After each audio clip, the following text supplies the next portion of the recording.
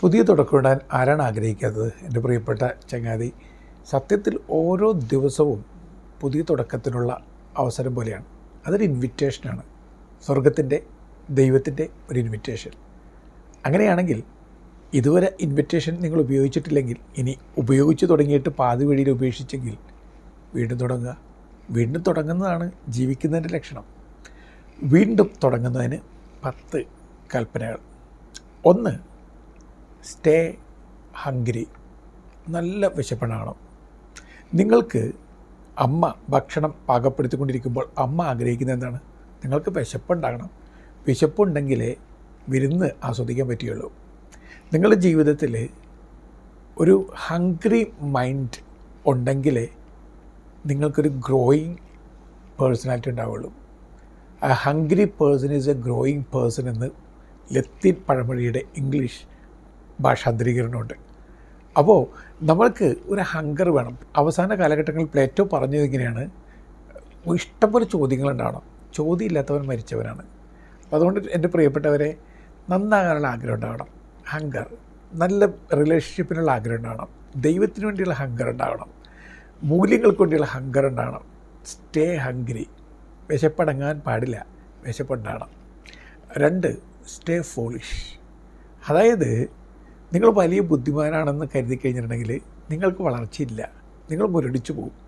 അതേസമയം ആളുകൾ നിങ്ങളെ ഫോളിഷ് എന്ന് വിളിക്കട്ടെ, ഇൻവെൻറ്റീവ് ആകുക, ക്രിയേറ്റീവ് ആകുക. ആളുകൾ നിങ്ങളെ കളിയാക്കും, പക്ഷേ ഈ കളിയാക്കപ്പെട്ട ആളുകളാണ് ലോകത്തിൻ്റെ ഗതി നിശ്ചയിച്ചിട്ടുള്ളത് എന്ന് വ്യക്തമായിട്ട് മനസ്സിലാക്കുക. ഗ്രഹാം ഗ്രീൻ ടെലഫോൺ കണ്ടുപിടിച്ചപ്പോൾ ആളുകൾ പറഞ്ഞു, ഇതെന്തൊരു പൊട്ട വെട്ടി ഉപകരണമാണ്, കുട്ടികൾക്ക് കളിക്കാൻ കൊള്ളാം.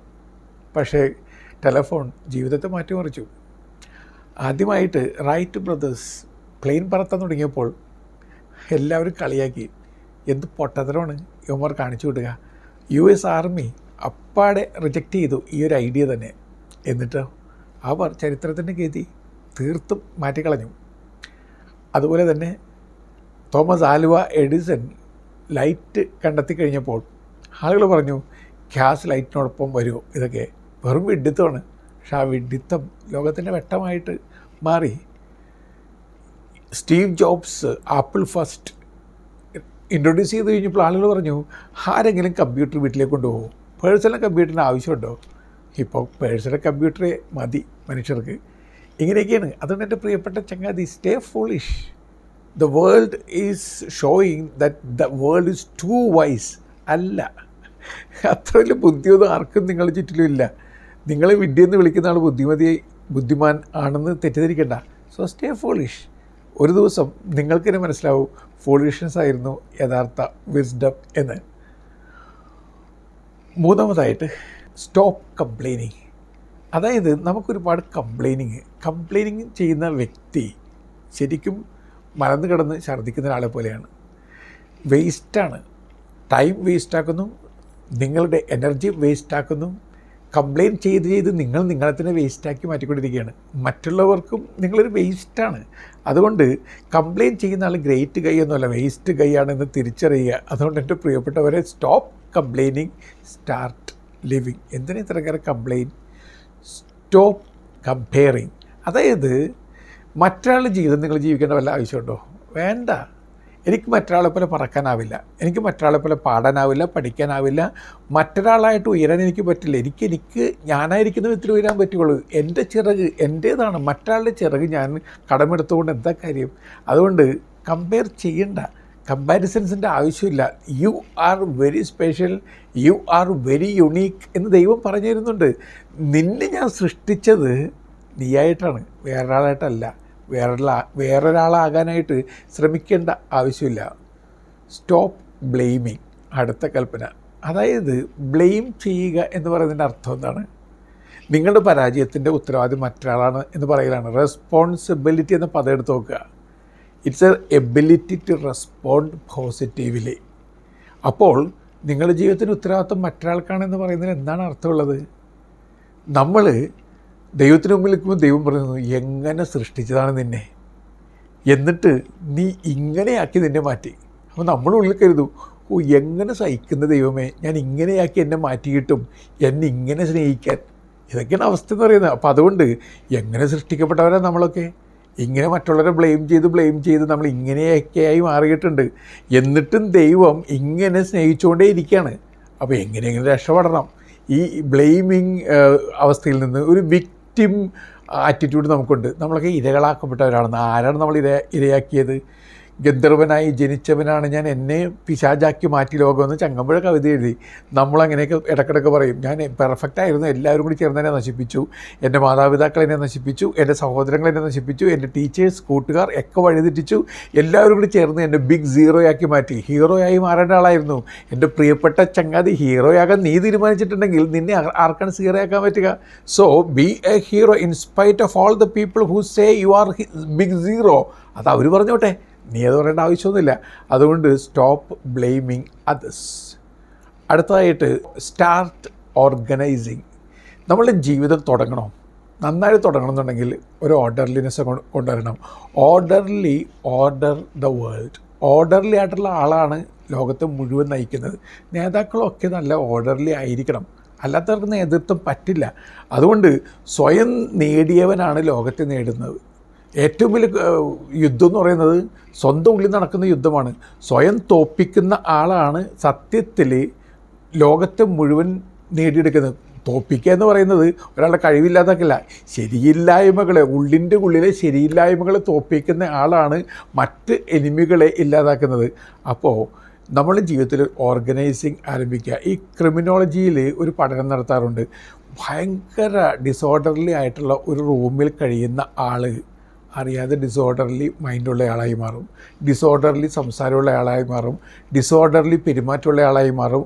അയാൾ ക്രിമിനലായി മാറാനുള്ള എല്ലാ സാഹചര്യങ്ങളുണ്ട്. അതുകൊണ്ട് നിങ്ങൾ നന്നാകണമെന്ന് ആഗ്രഹിച്ചിട്ടുണ്ടെങ്കിൽ നിങ്ങളുടെ മുറി തന്നെ ശരിയാക്കി തുടങ്ങുക, നിങ്ങളുടെ ചിന്തകളെ ശരിയാക്കി തുടങ്ങുക, നിങ്ങളുടെ ശരീരത്തെ കുറച്ചുകൂടി വൃത്തിയുള്ളതാക്കി മാറ്റി തുടങ്ങുക. അങ്ങനെ ഒരു ക്ലീനിങ് പ്രോസസ്സ് വേണം. അടുത്തത് സ്റ്റാർട്ട് ക്ലീനിങ്. ക്ലീനിങ് എന്ന് പറയുന്നത് ആദ്യം ശരീരത്തെ ആലയമാക്കി, ദൈവാലയമാക്കി മാറ്റണം. അതിനതിൻ്റെതായ സുന്ദര ഷേപ്പുണ്ട്, അതിൻ്റെതായ വൃത്തിയുണ്ട്, അതിൻ്റെതായ താളമുണ്ട്. ആ താളവും ആ വൃത്തിയും അത് വീണ്ടെടുക്കുക. ദൈവം സൃഷ്ടിച്ച വിധത്തിലേക്ക് സൃഷ്ടി വരണം, അതല്ലാതെ അത് മറ്റെന്തെങ്കിലും ആക്കി മാറ്റരുത്. അതുപോലെ തന്നെ നമ്മുടെ ബോധത്തെ ഒന്ന് ക്ലീനിങ് നടത്തുക, ബുദ്ധിയെ ക്ലീനിങ് നടത്തുക, നമ്മുടെ ഹൃദയത്തിലൊരു ക്ലീനിങ് കൊണ്ടുവരിക. നിങ്ങളുടെ ചിന്തയിലും വൈകാരികതയിലും നിങ്ങളുടെ ശൈലികളിലും നിങ്ങളുടെ മനോഭാവങ്ങളിലൊക്കെ ഒരു വൃത്തി ഉണ്ടെങ്കിൽ ജീവിതം വളരെ സുന്ദരമാണെന്ന്. പിന്നെ ഒരു കൃത്യതയുള്ള പുഴ പോലെ നിങ്ങൾ കടലിലേക്ക് ഒഴുകുകയാണ്. കടൽ ഒരു വിശാലതയാണ്, ഒരു സാധ്യതയാണ്, നിങ്ങൾ എത്തിച്ചേരേണ്ട ഇടമാണ്. അങ്ങനെ ഉയരാനായിട്ട്, ഒഴുകാനായിട്ട് പഠിച്ചെടുക്കുക. അടുത്തത് സ്റ്റാർട്ട് ബിൽഡിംഗ് അപ്പ്. അതായത് നിങ്ങളുടെ ജീവിതത്തെ ബ്രോക്കണാക്കി മാറ്റിയത് പുറത്ത് ആരുമല്ല, തെറ്റിദ്ധരിച്ചതാണ്. നമ്മൾ തെറ്റിദ്ധരിച്ചിരിക്കുകയാണ്. എല്ലാവരും കൂടി ചേർന്ന് എന്നെ ബ്രോക്കണാക്കി മാറ്റി. അല്ലെൻ്റെ മോനെ, അല്ലെൻ്റെ മോളെ, നിങ്ങളെ ബിൽഡപ്പ് ചെയ്യേണ്ടത് നിങ്ങളാണ്. ബ്രോക്കണാക്കിയത് നിങ്ങൾ തന്നെയാണ്. അപ്പം അതുകൊണ്ട് ഇയാളൊക്കെ കൂടി ചേർന്ന് എൻ്റെ ജീവിതത്തെ നശിപ്പിച്ചു, എൻ്റെ ജീവിതത്തെ എറിഞ്ഞുടച്ചു എന്നൊന്നും ഇനി പറയണ്ട. പലരും കോൺട്രിബ്യൂട്ട് ചെയ്തിട്ടുണ്ടാവും പലതും, പക്ഷേ അടിസ്ഥാനപരമായിട്ട് ബിൽഡപ്പ് ചെയ്യേണ്ടത് നിങ്ങൾ തന്നെയാണ്. വെറുതെ എന്തിനാണ് ഇത്രയും നാൾ ബാക്ക് സീറ്റിലിരിക്കുന്നത്? ഫ്രണ്ട് സീറ്റിലേക്ക് വാ. ഫ്രണ്ട് സീറ്റിലേക്ക് വന്നിട്ട് കോൺഫിഡൻസ് ധരിച്ച് നിങ്ങളുടെ ജീവിതം എന്ന വെഹിക്കിൾ മുന്നോട്ട് കൊണ്ടുപോവുക. ദൈവം നിങ്ങളോട് അത് തന്നെയാണ് പറയുന്നത്. ദൈവം പറയുന്നത് ലോകത്തിൻ്റെ പ്രകാശമാകുക, ഭൂമിയുടെ ഉപ്പായി മാറുക, ഭയപ്പെടേണ്ട, മുന്നോട്ട് പോവുക. കഴിഞ്ഞതൊന്നും നീ ഓർക്കണ്ട. ഞാൻ നിനക്ക് വേണ്ടി പുതിയൊരു പാത ഒരുക്കിയിട്ടുണ്ട്. നിനക്ക് വേണ്ടി മരുഭൂമിയിൽ നീർച്ചാലുകൾ ഒരുക്കിയിട്ടുണ്ട്. നിനക്ക് നഷ്ടപ്പെട്ടു പോയ പാട്ടും ആട്ടവും ഞാൻ വീണ്ടെടുത്ത് തരുന്നുണ്ട്. So go on, build up your life.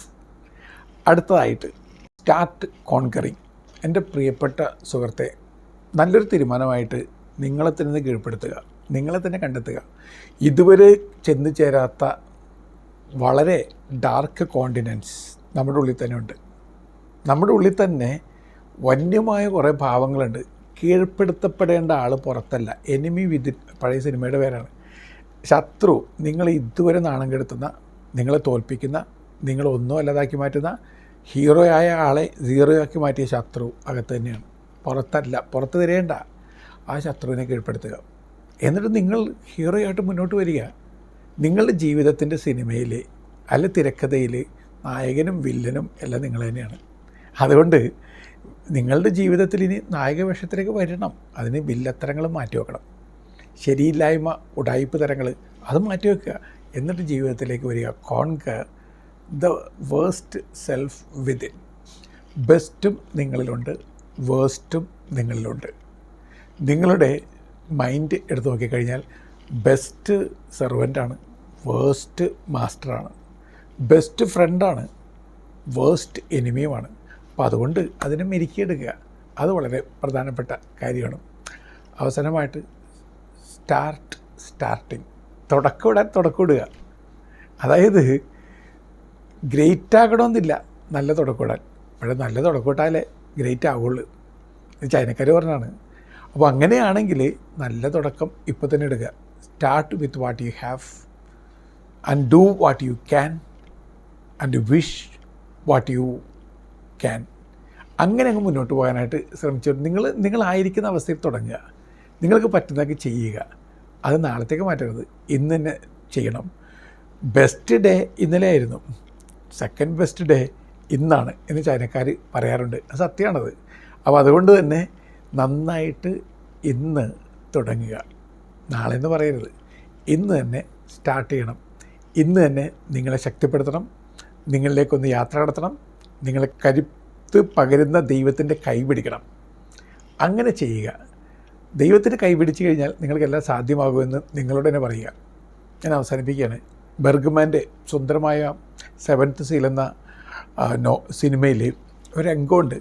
മരണവുമായിട്ട് കടൽ തീരത്തിരുന്ന് യോദ്ധാവ് ചതുരംഗക്കളി നടത്തുകയാണ്. മരണം ചിരിച്ചുകൊണ്ട് പറയുന്നു, നീ ഭയങ്കര സ്കിൽഫുള്ളാകാം, ആർട്ട്ഫുള്ളാകാം, ഇൻ്റലിജൻ്റ് ആകാം, ടാക്റ്റിക്കാകാം, പക്ഷേ അവസാനം ഞാൻ നിന്നെ തോൽപ്പിക്കും. കൂളായിട്ട് മരണം തോൽപ്പിക്കുന്നുണ്ട്. ഇനി മറ്റൊരു രംഗം നിങ്ങൾ കാണുക. കടലോരത്ത് ദൈവവും നിങ്ങളും ചതുരംഗക്കളി തുടരുന്നു. തോൽപ്പിക്കാൻ വേണ്ടിയല്ല ദൈവം ശ്രമിക്കുക, നിങ്ങളെ വിജയിപ്പിക്കാൻ വേണ്ടിയാണ്. നിങ്ങൾ പറയുന്നു ലോസ്റ്റ് അഗെയിൻ, ദൈവം പറയുന്നു സ്റ്റാർട്ട് അഗെയിൻ. നിങ്ങൾ പറയുന്നു ഫുൾ സ്റ്റോപ്പ്, ദൈവം പറയുന്നു ഫുൾ ഹോപ്പ്. ഏതാണ് അക്ഷരങ്ങളുടെ വ്യത്യാസമാണ്. ഫുൾ സ്റ്റോപ്പ് എന്ന് നിങ്ങൾ പറയുമ്പോൾ ദൈവം എഴുതി വെക്കുക ഫുൾ ഹോപ്പ്. സ്റ്റോപ്പല്ല, ഹോപ്പാണ്. എല്ലാം തുടങ്ങാൻ പറ്റും. നിങ്ങൾ പറയുന്നു ഐ എം സീറോ, ദൈവം പറയുന്നു യു ആർ ഹീറോ. അത്രേ ഉള്ളൂ. വീണ്ടും നിങ്ങൾ പറയുന്നു ഐ എം ബിഗ് സീറോ, ദൈവം പറയുന്നു ആ സീറോ അങ്ങോട്ട് മാറ്റുക. ഐ എം ബിഗ്, നീ ബിഗാണ്, നീ വലുതാണ്, നീ വലിയ ആളാണ്, വലിയ ആളാകേണ്ട ആളാണ്. അതുകൊണ്ട് എൻ്റെ പ്രിയപ്പെട്ട ചങ്ങാതി, ഇനി കരയേണ്ട, എഴുന്നേറ്റ് പുലരിവട്ടത്തിലേക്ക് വരിക. Start again. നല്ല യാത്ര നേരുന്നു.